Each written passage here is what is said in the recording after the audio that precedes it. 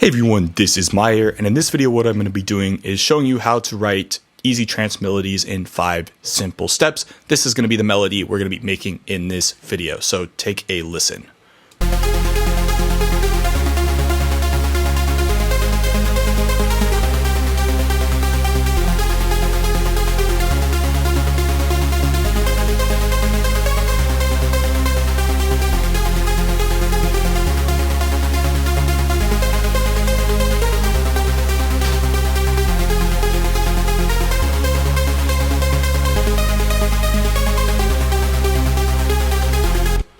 Alright, so to go ahead and get started, what I'll do is tell you the 5 steps and then we'll go through making the melody. So step number 1, what we want to do is choose a chord progression. This is going to set the harmony for our track. You can either make one yourself or use one that's been used in a lot of other tracks. Nothing wrong with that. You can't copyright a chord progression. You'll often find that really popular tracks tend to use very similar ones, quite frankly, because they work. Step number 2, what we're going to do is choose a rhythm pattern. This is going to be the rhythm that your lead follows.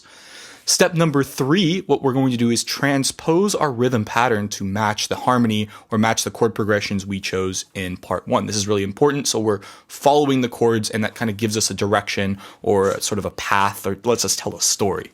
Step number 4, then what we're going to do, this is kind of the fun part, the creative part. We're going to adjust the top notes of that arpeggio or that rhythm pattern to actually create a melody, and we're going to use the harmony and the chords to inform what notes we want to pick when we're not really sure, but also this is where we get to use our ear and sort of just see what feels right or what sounds good.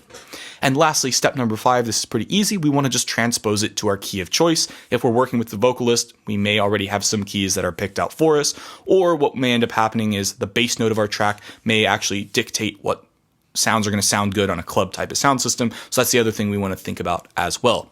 So let's go ahead and get started with step number 1. What I've done here is set up this basic Logic project where I have this basic supersaw lead and a sub pad.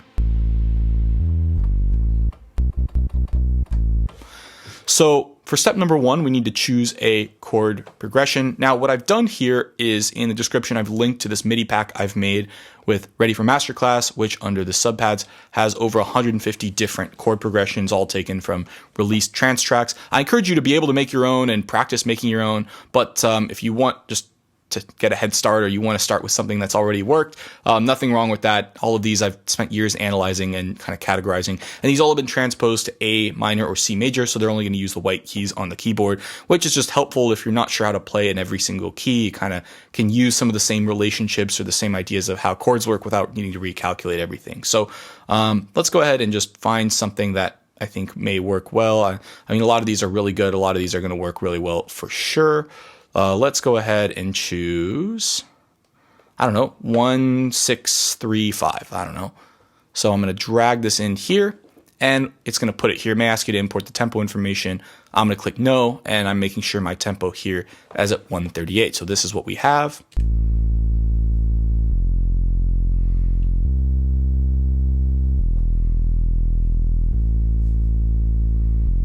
And I'm putting this on the sub pad, which is going to form sort of the bass. It's going to play the root notes, which is the bass line of our progression.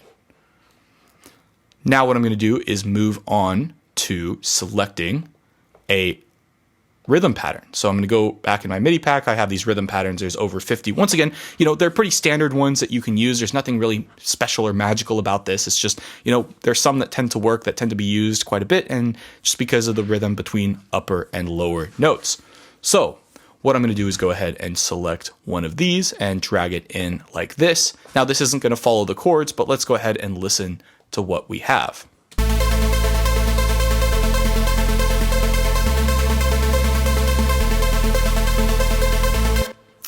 So what we need to do now in step number 4 is actually step number 3, sorry, we need to transpose this to fit with the chords that we have. And I'm going to just bring this back down to 8 bars. So I'm going to select them both. I'm going to take these notes, and the first thing I'm going to do is bump them down an octave.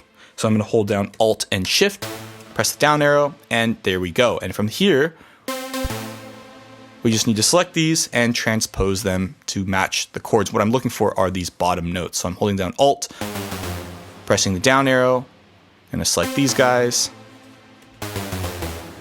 press the down arrow. In fact, actually all we really care about is this first 4 bars, because our chord progression is technically only 4 bars long here. That's not super uncommon. So we go 1, 6, that's the G. Then we go up to the 3, which is going to be the C.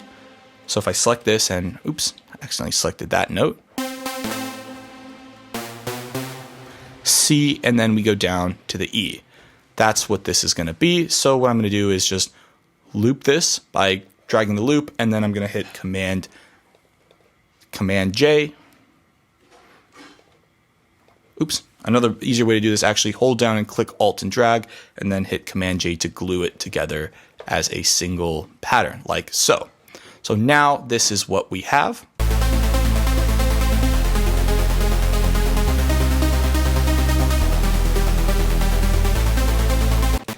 Doesn't sound great at all. The reason for this is not all these notes are in the scale.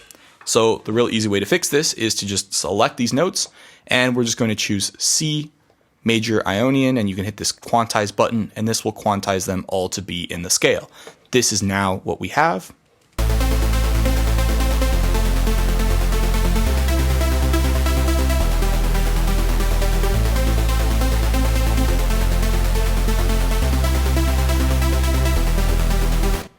Now these are a little low, so I'm going to select this, Command A, and hit Command, Alt, and Shift, bump this up an octave, so now we're working in a more familiar octave range for our lead.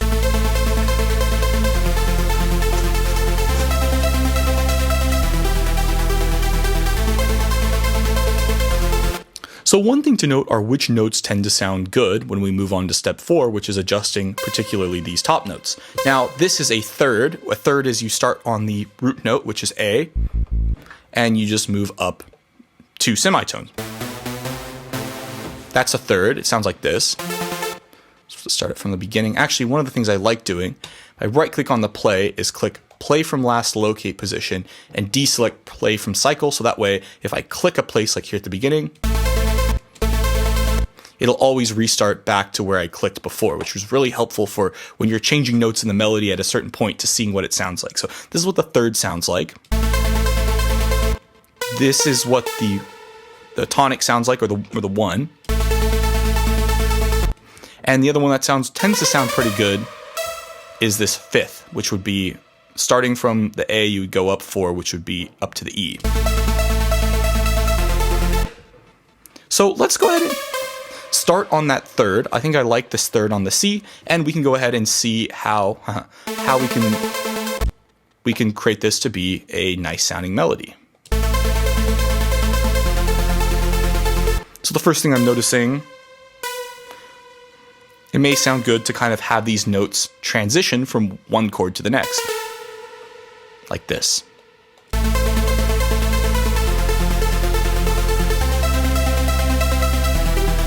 And I think this is too big of a jump from here.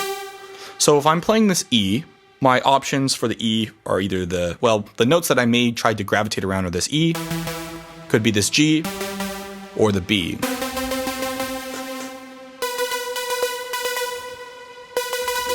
I think I'm going to move this up to that B. Let's listen now.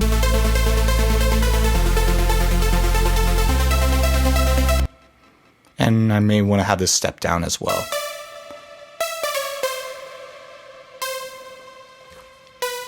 Let's listen.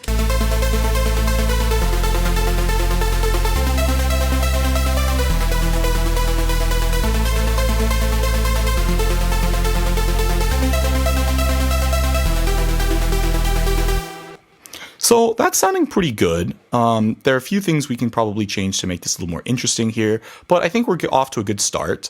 I like how this melody starts, so I may do this again.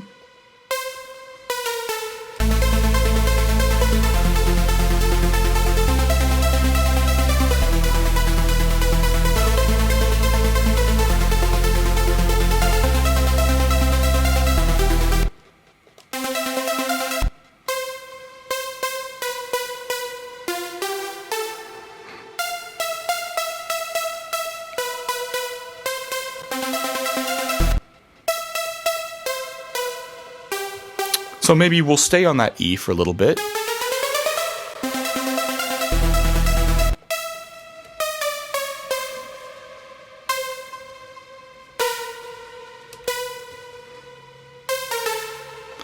maybe something like this. And now what I really want to pay attention to is, does this naturally loop back? Now, most of these chord progressions that you see, most of the ones that are used or are popular, tend to have what's called a cadence, which means they naturally want to lead back to the beginning. But what's really important is that your melody or your chord progression wants to loop back into itself just naturally. So let's go ahead. One of the things we can do is just click on this and loop it for 8 bars and just take a listen.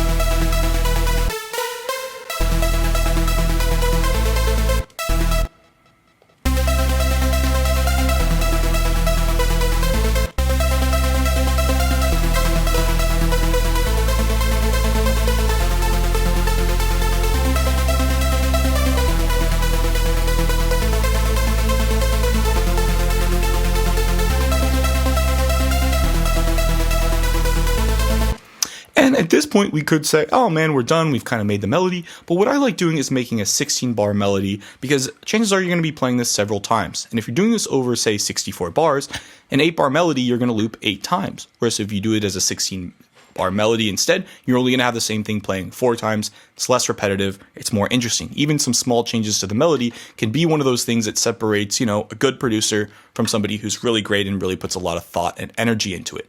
So what we're going to do is do the same thing, except now I'm going to copy it and make some changes to this additional section. Now, I could leave this I could do this as A, B, A, C, where I leave bars 9 through 13 alone. I could do that. Let's see how it sounds. I may just play it and make a judgment call from there.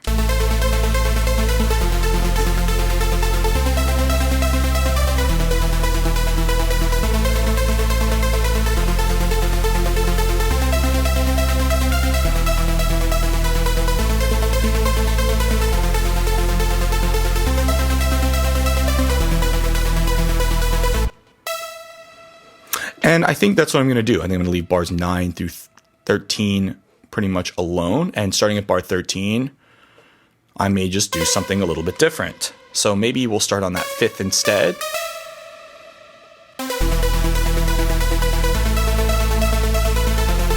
And maybe here.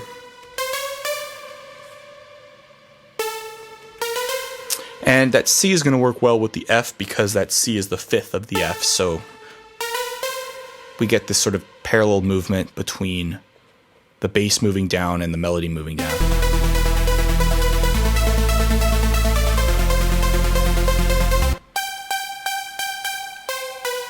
Yeah, maybe we'll bring this up to the G.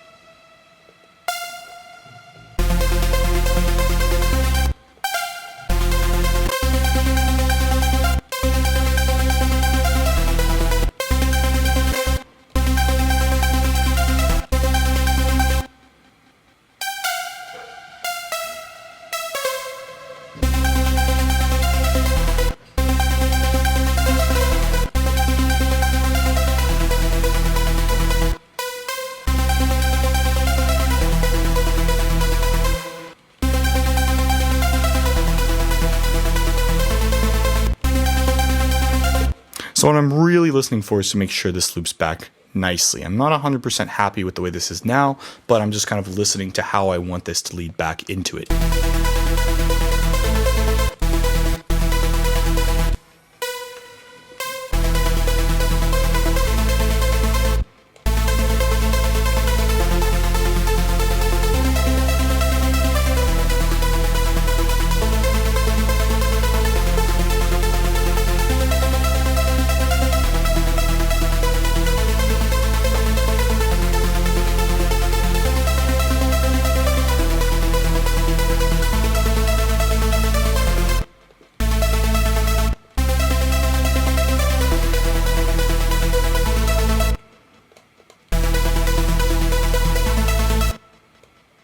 I think what I'm going to do instead is I'm going to start this on the C.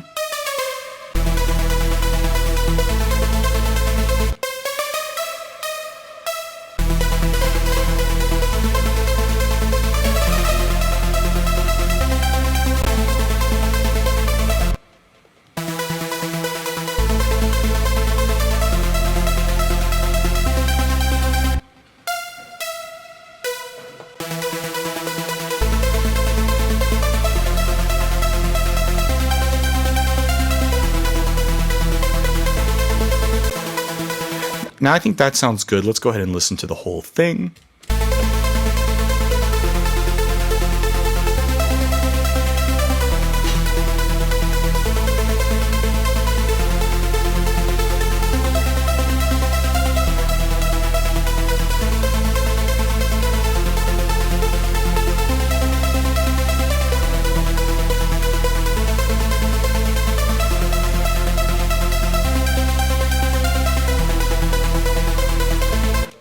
Okay, I think I like the way that sounds. I'm pretty satisfied with it. It may not be the best melody, may not win any awards, but hopefully you get the idea of how this can work. Once again, if we put some more work into this, just more time, chances are you could get this really sounding pretty good. The main reason is this chord progression just works, and as a result, as long as you use some of the music theory, some of the intervals, you're going to get something that's just effective. It's just going to be effective, it's going to work, it's going to be fine. So at this point, we can move on to step 5, which is just we simply take these notes, I'm going to hit Command A, and we just transpose them to a place that works. Now, one of the things I'm noticing is this D is really high. It's probably a little too high. So I think I want to bring this melody down, maybe down to here. Let's go ahead and listen to what this sounds like.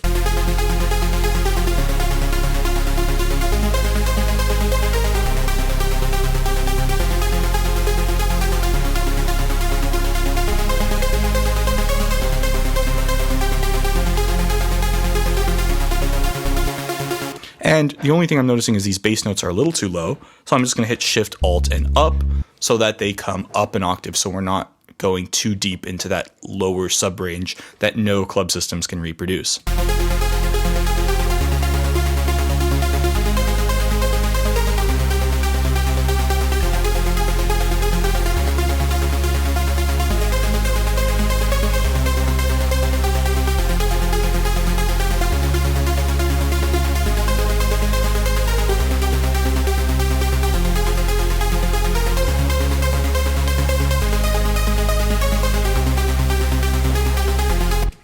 And there you go. I'll leave a link in the description to where you can download this template in case you just are interested, curious at poking around with it, looking at this melody and everything. Other than that, go ahead and check out my chord progression pack if you're interested on getting all these rhythm patterns and chord progressions. And I will see you in the next video. Have a good one.